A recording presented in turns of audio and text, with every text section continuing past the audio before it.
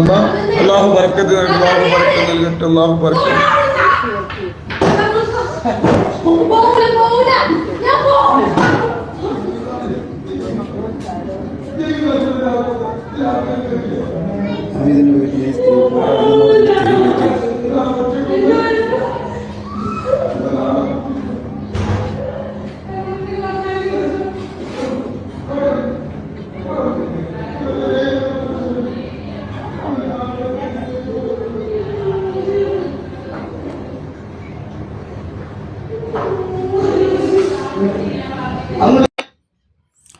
അസ്സലാമു അലൈക്കും.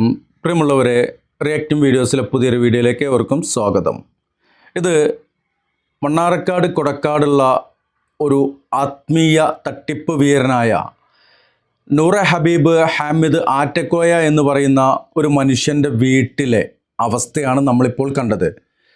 അയാൾ ക്യാമറയ്ക്ക് മുമ്പിലിരിക്കുമ്പോൾ ഒരു സ്ത്രീയുടെ ശബ്ദം നമുക്ക് കേൾക്കാമായിരുന്നു. പിന്നീട് ഈ മനുഷ്യൻ അവിടെ നിന്നും എഴുന്നേറ്റ് പോയതിന് ശേഷം ആ സ്ത്രീയുടെ കരയലാണ് കേൾക്കുന്നത്. മാരകമായ മർദ്ദനത്തിൻ്റെ ബാക്കി ഭാഗമെന്ന നിലയ്ക്ക് ആ സ്ത്രീ കരയുകയാണ്.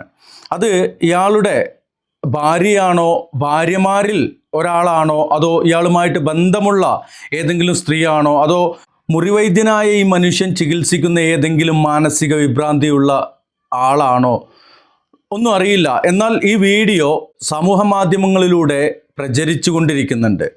ഹാമിദ് ആറ്റക്കോയ എന്ന് പറയുന്ന ഈ മനുഷ്യൻ അവിടെ നിന്ന് എഴുന്നേറ്റ് പോയതിന് ശേഷം ആ സ്ത്രീ കരയാനുണ്ടായ സാഹചര്യം എന്താണ്? മർദ്ദിക്കുകയല്ലാതെ മറ്റൊന്നുമില്ല എന്നുള്ളതാണ്. ഏതായാലും നമുക്കത് കാണാൻ കഴിഞ്ഞിട്ടില്ല. കാര്യങ്ങൾ നടക്കുന്നത് ക്യാമറയ്ക്ക് പിന്നിലാണ്. എന്നാൽ നാം മനസ്സിലാക്കേണ്ടത്, ഹാമിദ് ആറ്റക്കോയ എന്ന് പറയുന്ന കൊടക്കാട് ആത്മീയ വാണിഭം നടത്തുന്ന, സോഷ്യൽ മീഡിയയിലൂടെ ഇരുന്നു കൊണ്ട് ഫലായിലുകൾ പറഞ്ഞുകൊണ്ട് ആളുകളെ ആകർഷിച്ച് അവരെ ഇയാളുടെ വിവരക്കേടുകൾ ചികിത്സയാക്കിക്കൊണ്ട് ചെയ്യുകയും ആ വിവരക്കേടിൻ്റെ ഭാഗമായിക്കൊണ്ട് കുറേ അന്ധവിശ്വാസികളെ ചൂഷണം ചെയ്തുകൊണ്ട് നടക്കുന്ന ഈ മനുഷ്യൻ്റെ ചില കാര്യങ്ങൾ, അതിലൊന്നാണ് ഇപ്പോൾ നമ്മൾ കണ്ടത്. മറ്റു പലതും നമ്മൾ മുമ്പേ കാണിച്ചിട്ടുണ്ട്. എന്നാൽ ഇനി നിങ്ങൾക്ക് മുമ്പിൽ സമർപ്പിക്കുവാനുള്ളത് മലപ്പുറം സ്വദേശിയായ ഒരു സ്ത്രീ ഈ മനുഷ്യൻ്റെ തട്ടിപ്പുകളെക്കുറിച്ച് വിളിച്ചു പറയുന്ന ഒരു വീഡിയോ ആണ്. ആ വീഡിയോയും പല ആളുകളുടെയും ശ്രദ്ധയിൽപ്പെട്ടിട്ടുണ്ടാകും. അതൊരു വോയിസ് സ്പീഡ് കൂടുതലുള്ള രൂപത്തിലാണ് നമ്മൾ ഇതുവരെയും കേട്ടിട്ടുള്ളത്. ഇൻഷാ അല്ലാഹ് അതിൻ്റെ വ്യക്തമായ ഒരു ഭാഗം ഇതിൻ്റെ ബാക്കിൽ ചേർക്കുന്നുണ്ട്, കാണുക. ഇതുപോലെയുള്ള ആത്മീയ ചൂഷകരെ, മതത്തിൻ്റെ പേര് പറഞ്ഞുകൊണ്ട് ആത്മീയ വാണിഭം നടത്തുന്ന ഇതുപോലെയുള്ള പിഴച്ച ചിന്താഗതിക്കാരായിട്ടുള്ള ആത്മീയ ചൂഷകരെ നാം തിരിച്ചറിയേണ്ടതുണ്ട്, മനസ്സിലാക്കേണ്ടതുണ്ട്, ഒറ്റപ്പെടുത്തേണ്ടതുണ്ട് എന്നുള്ള ആ ഒരു കാര്യം തിരിച്ചറിയുക.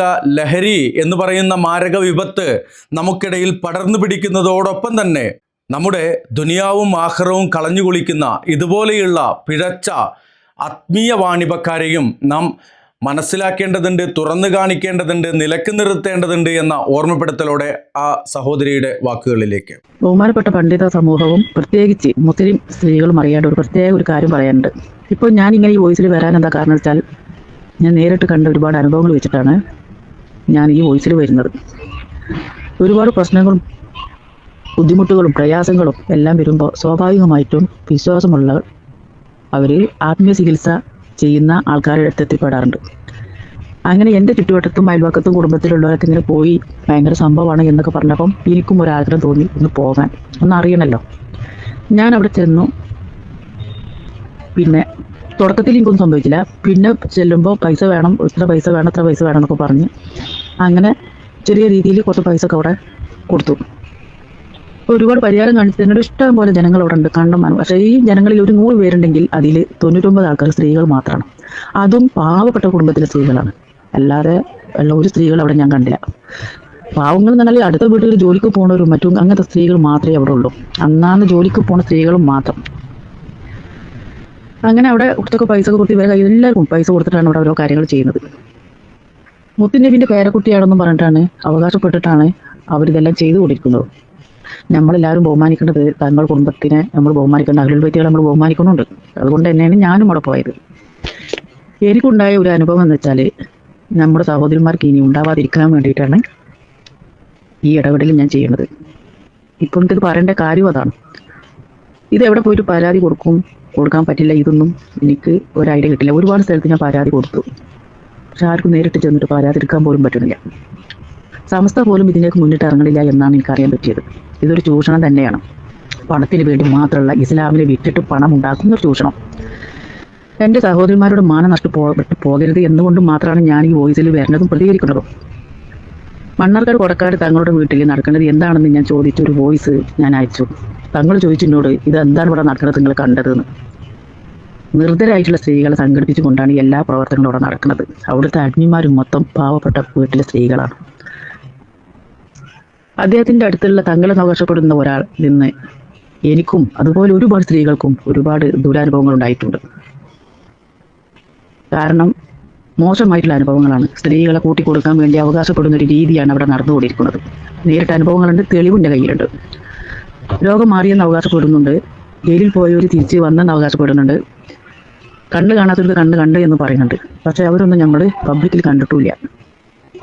അതെന്തോ അവരാവട്ടെ, രോഗം മാറിയെന്നില്ല, മാറി അവർ സുഖമായിട്ട് നിന്നോട്ടെ, അതൊന്നും കുഴപ്പമില്ല. പക്ഷേ ഈ സ്ത്രീകളെ കൂട്ടി കൊടുക്കുന്ന ഒരു പരിപാടി ഉണ്ട്, അതിൽ എല്ലാ തെളിവുകളും എൻ്റെ കയ്യിലുന്നുണ്ട്. സഹായം ചോദിച്ചു വരുന്ന സ്ത്രീകൾക്ക് ചൂഷണം ചെയ്ത് പറയിപ്പിക്കുന്നതാണ് എന്നാണ് പുറത്തുനിന്ന് അറിയുന്ന വിവരം. അത് ശരിയാണോ സത്യമാണോ എന്നൊന്നും എനിക്കറിയാൻ പറ്റില്ല. പക്ഷേ എനിക്ക് അനുഭവത്തിലൂടെ ഒരുപാട് കാര്യങ്ങൾ അവിടെ ഉണ്ടായിട്ടുണ്ട്, ഞാൻ കണ്ടെത്തിയിട്ടുണ്ട്, ഒരുപാട് കാര്യങ്ങൾ കണ്ടെത്തിയിട്ടുണ്ട്. ഇൻഷാ അല്ലാഹ് പറയാം. ഇപ്പം എനിക്ക് ഒറ്റ കാര്യം പറയാനുള്ളൂ. മുസ്ലിം പെൺകുട്ടി സ്ത്രീകളോട്, പ്രിയപ്പെട്ട എൻ്റെ സഹോദരിമാരോട്, സ്വയം ചിന്തിക്കുക. ഞാനടക്കം വഞ്ചനയിൽ പെട്ടുപോയി. സൂക്ഷിച്ച് കൈകാര്യം ചെയ്യുക കാര്യങ്ങൾ. സലാത്ത് ചൊല്ലിയാൽ നമുക്ക് ഫലമുണ്ട്. മുത്തുനബിൻ്റെ പേരിൽ സലാത്ത് ചൊല്ലിയാൽ നമുക്ക് ഒരുപാട് പ്രതിഫലമുണ്ട്. ഒക്കെ ശരിയാണ്. മുത്തുനബിൻ്റെ കുടുംബമായതുകൊണ്ട് വിശ്വസിച്ച് പോവുകയാണ് ഞാനടക്കമുള്ളവർ. കാരണം ഇതിൻ്റെ പിന്നിൽ സാമ്പത്തിക ചൂഷണം മാത്രമാണ്. മുസ്ലിം സമുദായ സംഘടനയോടും നേതാക്കന്മാരോടും എനിക്ക് പറയാനുള്ളത്, ഞാൻ പറഞ്ഞ കാര്യം ഒരു സംഘത്തെ വെച്ചുകൊണ്ട് അന്വേഷിക്കാൻ തയ്യാറാകുക. തെളിവുകൾ തരാൻ ഞാൻ തയ്യാറാണ്. ഞാൻ മലപ്പുറം തിരൂർ സ്വദേശിയാണ്. പ്രയാസത്തിൽ പെടുമ്പോൾ ഇതുപോലെയുള്ള ആത്മീയ നേതാക്കൾ വിശ്വസിച്ച് പോവുകയാണ്. ജനങ്ങൾ കാണുമ്പോൾ പുണ്യപ്രവൃത്തി നടത്തുന്ന ആളാണെന്ന് വരുത്തി തീർക്കാൻ വേണ്ടി ചില കാര്യങ്ങൾ ഇവർ ചെയ്യുന്നുമുണ്ട്. അതിൽ കോടികൾ സമ്പാദിക്കുന്ന തെളിവും എൻ്റെ കയ്യിലുണ്ട്. അന്വേഷിച്ചറിഞ്ഞപ്പോൾ വിവിധ രീതിയിലുള്ള തട്ടിപ്പുകൾ, സാമ്പത്തിക തട്ടിപ്പുകൾ നടത്തിയ വ്യക്തിയാണെന്നാണ്, പലതരം വേഷം ഇയാൾ കെട്ടിയിട്ടുണ്ടെന്നാണ് അറിയുന്നത്. അതൊക്കെ അന്വേഷിച്ചവർ കണ്ടെത്തിക്കോട്ടെ, അത് എൻ്റെ അവകാശമല്ല. എനിക്ക് ഒറ്റ കാര്യം പറയാനുള്ളൂ, മുസ്ലിം സ്ത്രീകൾ സൂക്ഷിക്കണം. ചൂഷണത്തിന് ഇരയാവും, അതിൽ യാതൊരു സംശയവുമില്ല. അവിടെ ചുറ്റുവട്ടത്ത് അവരെ ശിങ്കടികളെന്ന് അവകാശപ്പെട്ട് ഒരുപാട് പേരവിടെ അവരെ അഡ്മിമാരായിട്ട് കുറേ സ്ത്രീകളുണ്ട്, കുറേ അവിടെ ആണുങ്ങൾ